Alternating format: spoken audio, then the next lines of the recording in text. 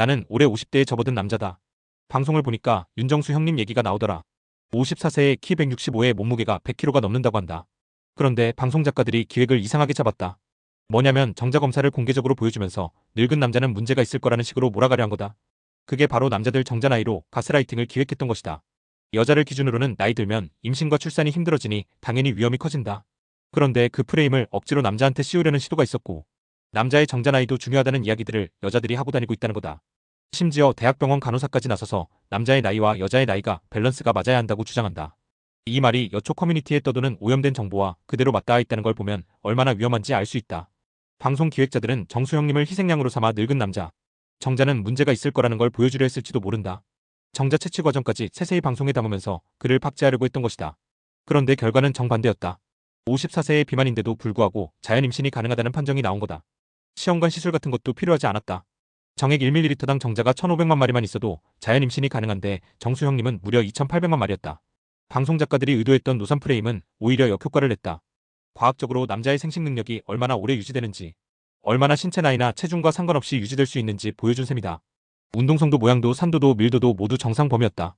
그러니까 남자는 50대가 되어도 충분히 생식 능력을 유지할 수 있다는 것이 방송을 통해 절차적으로 증명돼 버린 것이다. 나는 이 장면이 참 아이러니하다고 느꼈다. 늙은 남자라고 정자에 문제가 있을 거라는 식으로 몰아가려던 의도가 무너졌고, 오히려 남자는 늙어도 문제가 없다는 과학적 사실만 확인됐다. 그렇다 보니 남자 나이로 공격할 거리 자체가 사라진다. 실제로 50대 남편과 30대 아내가 불임 문제로 고생한다면 합리적으로 따져봐야 하는 건 남자 쪽이 아니라 여자 쪽이다. 남자의 불임 확률은 극히 낮고 여자의 난소와 자궁 기능이 나이와 함께 빠르게 떨어지기 때문에 불임이라는 것은 여자의 문제의 확률이 훨씬 높다.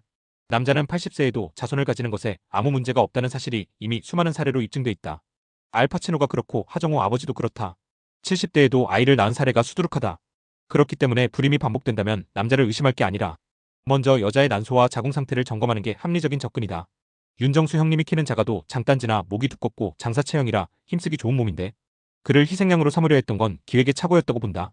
그러나 일부 한국 여자들은 여전히 남자가 나이가 들면 정자의 돌연변이 DNA가 누적된다느니 하면서 억지 주장을 한다.